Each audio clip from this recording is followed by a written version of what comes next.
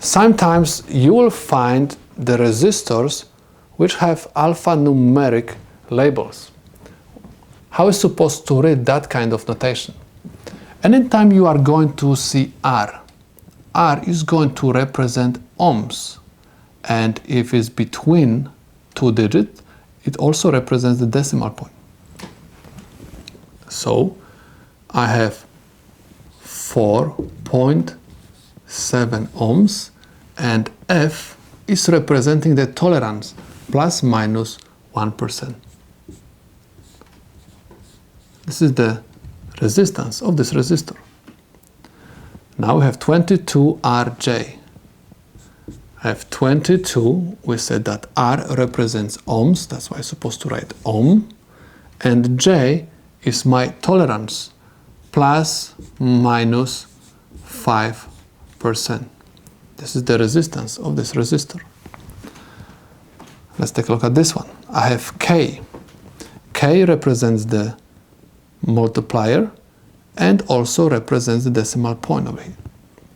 That's why I'm going to have 1.6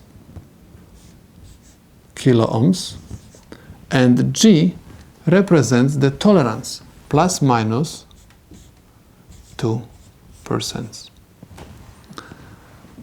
5K25J. This is nothing else, just 5.25 kilo ohms, and J represents the tolerance, plus minus 5%. This one, I have 330 kilo ohms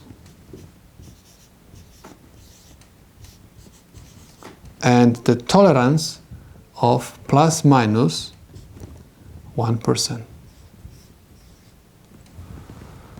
2M2, this is nothing else, just 2.2 mega ohms. M stands for mega, and because it's between these two numbers, between these two digits, is 2.2 mega ohms, and the tolerance is plus minus 2%, because G represents plus minus 2%.